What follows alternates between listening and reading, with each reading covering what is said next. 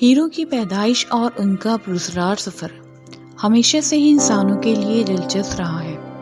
قدیم داستانوں میں یہ کہا جاتا تھا کہ ہیرے آسمان سے برس کر آتے ہیں، لیکن جدید سائنس نے ثابت کیا کہ یہ زمین کے اندر شدید دباؤ اور گرمی کے نتیجے میں بنتے ہیں۔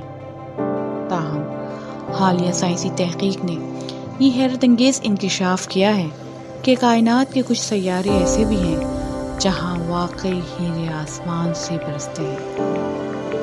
نیپچون اور یورینس جیسے سیارے، جنہیں آئس جائنٹس یا برف کے دیو بھی کہا جاتا ہے، اپنی منفرد اور سخت ترین موسمی حالات کی وجہ سے جانے جاتے ہیں۔ ان سیاروں کی فضا میں ہائیڈروجن، ہیلیم اور میتھین کی موجودگی میں کاربن ہیرے کی شکل اختیار کرتا ہے۔ یہ سیارے اپنی گہرائیوں میں اتنے زیادہ دباؤ اور درجہ حرارت کا سامنا کرتے ہیں کہ یہ حالات کاربن کو ٹھوس ہیرے میں تبدیل کرنے کے لیے موزوں بن جاتے ہیں۔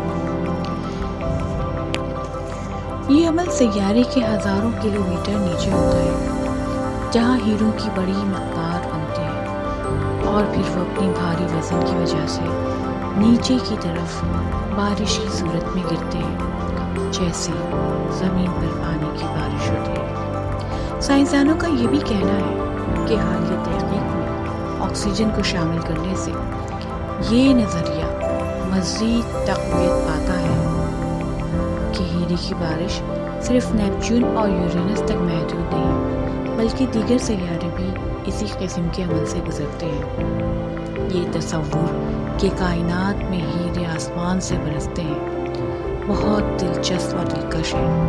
زمین پر یہ قیمتی پتھر بہت نایاب ہے، لیکن ان سیاروں پر یہ ہیرے کثرت سے پائے جاتے ہیں۔ اگرچہ یہ ہیرے وہ چمکدار جوہرات نہیں ہوتے جو ہم زیورات میں استعمال کرتے ہیں، لیکن ان کی پیدائش کا عمل انتہائی دلچسپ ہے۔ مستقبل میں اگر انسانی تحقیق مزید ترقی کرتی ہے تو یہ ممکن ہو سکتا ہے کہ ان سیاروں سے ہیرے زمین پہ لائے جا سکے، جس سے جوہرات کی صنعت میں ایک نیا انقلاب آ سکتا ہے۔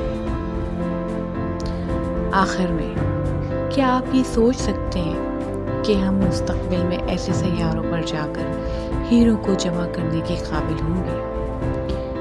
یہ سوال سائنسدانوں کے لیے ابھی بھی ایک پزل ہے، لیکن آنے والے وقت میں اس بارے میں مزید دلچسپ حقائق سامنے آ